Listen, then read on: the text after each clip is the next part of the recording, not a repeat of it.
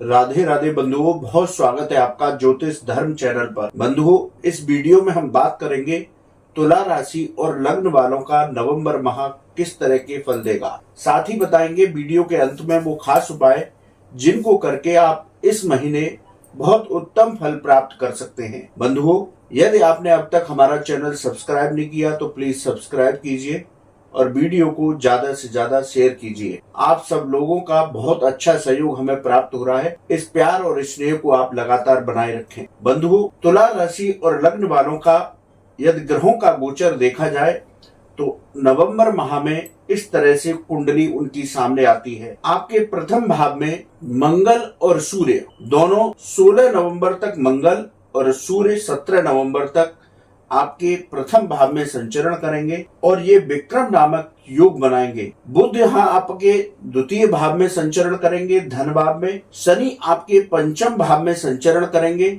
4 नवंबर से शनि मार्गी हो जाएंगे, यानी कि आपको सीधी चाल से चलेंगे। शनि जिस तरह के परिणाम आपको दे रहे थे, अब उससे उत्तम फल आपको यहाँ पर प्रदान करेंगे। यहाँ पर छठे भाव में देवगुरु बृहस्पति की राशि में राहु संचरण करेंगे। 30 अक्टूबर को राहु और गुरु का चांडाल योग समाप्त हो चुका है। गुरु आपके सप्तम भाव में मेष राशि मित्र राशि मंगल देव की, उसमें अब संचरण करेंगे। गुरु और राहु का चांडाल योग समाप्त होने के बाद गुरु भी अब आपको उत्तम परिणाम देने वाले होंगे। बंधुओं, केतु और शुक्र आपके द्वादश भाव में यानी कि व्यय भाव में संचरण करेंगे और इस महीने यहाँ पर ये लक्षाधिपति योग बनाएंगे, जो विशेष योग है, जो धन वृद्धि कराता है। तो इस तरह से नवंबर माह में ग्रहों का गोचर रहेगा और इस महीने तुला राशि और लग्न वालों के लिए लक्षाधिपति योग बना रहेगा। बंधुओं, अब प्रत्येक भाव के अनुसार किस तरह के फल आपको प्राप्त होने वाले हैं, इसकी चर्चा करते हैं। यदि प्रथम भाव की चर्चा की जाए तो मंगल और सूर्य यहाँ पर विक्रम नामक योग का निर्माण करा रहे हैं। इन दोनों के योग से आपका पराक्रम बना रहेगा। निर्णायक मौकों पर आपका आत्मविश्वास देखने लायक होगा। मैनेजमेंट से जो लोग जुड़े हुए हैं वो कार्यों में जल्दबाजी ना करें। विदेश संबंधी मामले में जल्दबाजी में कोई निर्णय ना लें। मेडिकल फील्ड से जुड़े हुए लोगों को विशेष सफलताएं जो तुला राशि और लग्न वाले हैं उनको इस महीने प्राप्त होंगी। आईटी फील्ड से जुड़े हुए लोगों को लाभ होगा। यदि आईटी फील्ड से जुड़े हुए लोग स्थान परिवर्तन करते हैं तो उनका इंक्रीमेंट के साथ स्थान परिवर्तन हो सकता है। बंधुओं, आप यहाँ पर आकस्मिक क्रोध से बचें। यदि व्यापार की स्थिति देखी जाए तो व्यापार में आपको आर्थिक लाभ होगा, लेकिन धीरे धीरे होगा, इसलिए अपने धैर्य को बना करके रखें। बंधुओं, बात करते हैं आपके द्वितीय भाव की। ये आपका धन का भाव है, ये वाणी का भाव है, ये परिवार का भाव है। बंधुओं, यहाँ पर 16 नवंबर तक मार्केटिंग से जुड़े हुए जो लोग हैं, जिनका वाणी से संबंधित कार्य होते हैं, उन लोगों को विशेष लाभ और सफलताएं प्राप्त होंगी। इसलिए आप वाणी की मधुरता को बनाए रखें। परिवार में विवाद की स्थिति से बचें। आपकी आर्थिक स्थिति में सुधार अवश्य होगा, लेकिन कुछ आकस्मिक खर्चे इस महीने आपके सामने आ सकते हैं, इसलिए अपने धन को सही तरह से मैनेज करके चले। 16 नवंबर के बाद यहाँ पर मंगल पहुंच जाएंगे और 17 नवंबर के बाद सूर्य पहुंच जाएंगे।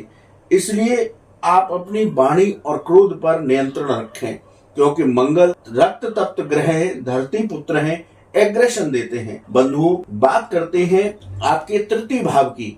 ये भाव पराक्रम का है, छोटे भाई बहन मित्रों का है, छोटी यात्राओं का भाव है। यहाँ पर देवगुरु बृहस्पति की अमृतमयी दृष्टि होगी। तो यदि इसके भावों की चर्चा की जाए तो पराक्रम से आपको सफलताएं प्राप्त होंगी। नौकरी में आपके पदोन्नति के योग बनेंगे। नौकरी से यदि व्यापार की ओर आप जाना चाह रहे हैं तो वो भी आपके लिए लाभकारी होगा। जो भी आप यात्राएं करेंगे बिजनेस से संबंधित, उन यात्राओं से आपको लाभ प्राप्त होगा।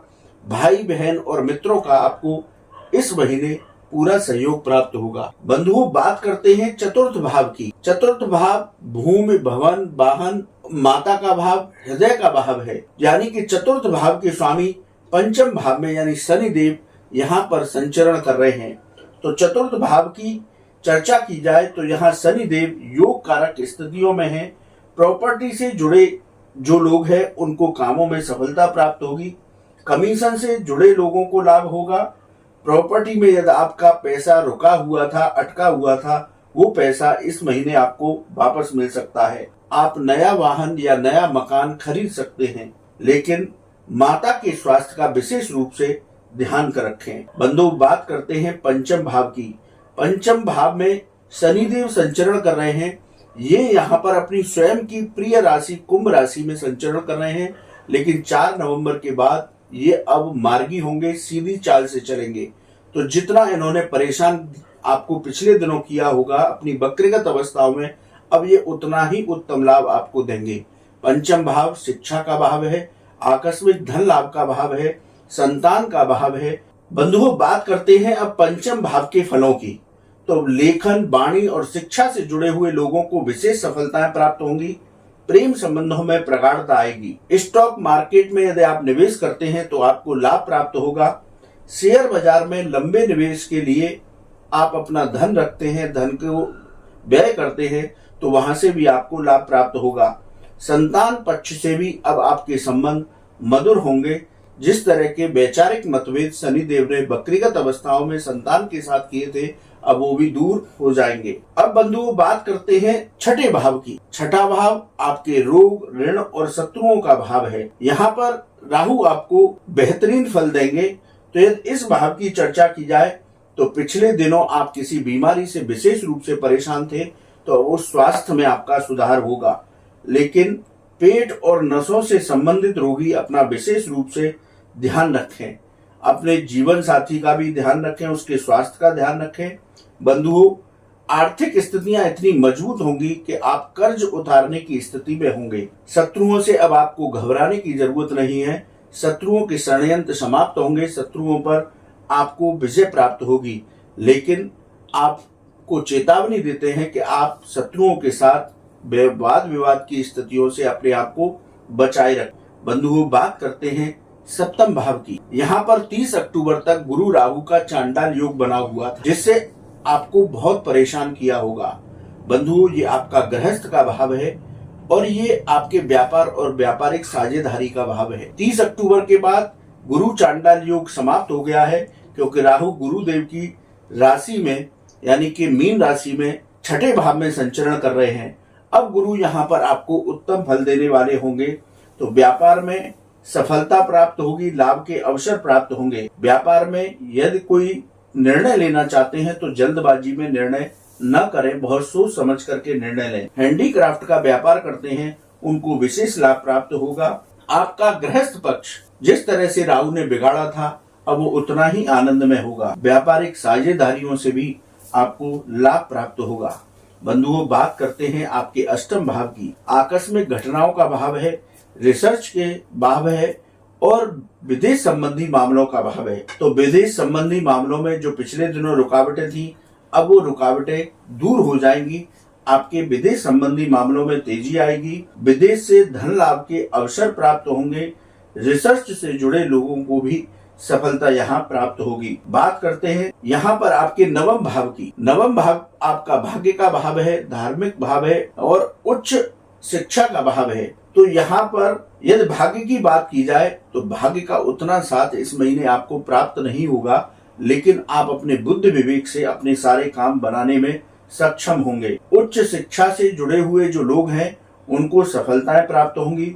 धार्मिक कार्यों में आपका मन लगेगा और इस महीने आपकी कोई न कोई धार्मिक यात्रा हो सकती है। बंधुओं, अब बात करते हैं दसम भाव की। दसम भाव आजीविका का भाव है, कार्य का भाव है और पिता का भाव है। यदि इस भाव की चर्चा की जाए तो यहाँ राहु का दृष्टि संबंध आपके यहाँ पर बना रहेगा। राहु की वजह से आपके मन में भ्रम और भय की स्थितियां बनेंगी। अज्ञात भय को मन पर हावी न होने दें। सकारात्मक सोच के साथ आप आगे बढ़ते रहिए। नौकरी में यदि कोई परिवर्तन करना चाहते हैं तो थोड़ा सा सोच विचार करके निर्णय लें। कहीं ऐसा ना हो कि जल्दबाजी में निर्णय करने से वो निर्णय गलत हो जाए और आपको दूसरी जगह पर जाकर के और कष्ट झेलना पड़े। पिता के साथ आपके वैचारिक मतभेद हो सकते हैं, इसलिए पिता के साथ अपने संबंधों को थोड़ा बना करके रखें। बंधुओं, बात करते हैं आपके लाभ भाव की, एकादश भाव की। सूर्य देव की राशि यहाँ पर विराजमान है। यदि इस भाव की चर्चा की जाए तो 17 नवंबर के बाद आपको लाभ के विशेष अवसर प्राप्त होंगे। आपको रुका हुआ धन वापस मिल सकता है। हर क्षेत्र से आपको लाभ ही लाभ प्राप्त होगा। इसलिए आप आलस्य को छोड़ करके आप अपने कर्म पथ पर आगे बढ़ते रहिए। इस महीने तो तुला राशि और लग्न वालों के लिए ये महीना बेहद उत्तम होगा आर्थिक दृष्टि से। यदि बात की जाए आपके व्यय भाव यानी द्वादश भाव की, तो यहाँ शुक्र आपके लक्षाधिपति योग बना रहे हैं। ये विशेष योगों में से एक योग है। ये आपको धन वृद्धिदायक है। आर्थिक स्थिति में सुधार होगा, लेकिन आकस्मिक खर्चे आ सकते हैं, तो थोड़ा सा अपने खर्चों पर नियंत्रण रखें। व्यर्थ के खर्चों से बचें। विदेश संबंधी मामलों में आपके सुधार होगा। यदि कोर्ट कचहरी में आपका कोई विवाद चल रहा है तो उसमें भी आपको सफलता प्राप्त होगी। तो इस तरह से हमने प्रत्येक भाव का फल आपको विस्तार से बताया। बंधुओं, अब बात करते हैं आपके शुभ दिनों की। 6, 8, 11, 12, 15, 17, 20, 21, 24, 26, 29 और 30 तारीख आपके इस महीने की विशेष शुभ तारीख हैं। इनमें आप कोई अपना विशेष कार्य कर सकते हैं। वहीं अशुभ दिनों की बात की जाए तो 9, 10, 18, 19, 27 और 28 ये इस महीने की आपकी अशुभ तिथियां हैं। इसलिए इन तिथियों में थोड़ा संभल करके रहें। बंधुओं, अब बात करते हैं तुला राशि और लग्न वालों के लिए इस महीने क्या विशेष उपाय करें जिससे और अधिक उत्तम परिणाम प्राप्त हो। आप प्रतिदिन तुलसी जी का जलाभिषेक करें, महालक्ष्मी के मंत्रों का जप करें और समी वृक्ष पर दीप दान करें, तो ये महीना आपको उत्तम फल देने वाला होगा। बंधुओं, ये रहा तुला राशि और लग्न वालों का नवंबर माह का राशिफल। बंधुओं, आपको वीडियो कैसा लगा आप कमेंट बॉक्स में लिखें। यदि आपका कोई सवाल है तो आप हमारे व्हाट्सएप नंबर पर लिखें, हम उसका जवाब अवश्य देंगे। आप सभी को दीपावली पर्व की मंगलमय शुभकामनाएं। माँ महालक्ष्मी की कृपा से आपका जीवन सुख, शांति, समृद्धि, धन और आरोग्य से पूर्ण रहे, यही हम कामना करते हैं। राधे राधे।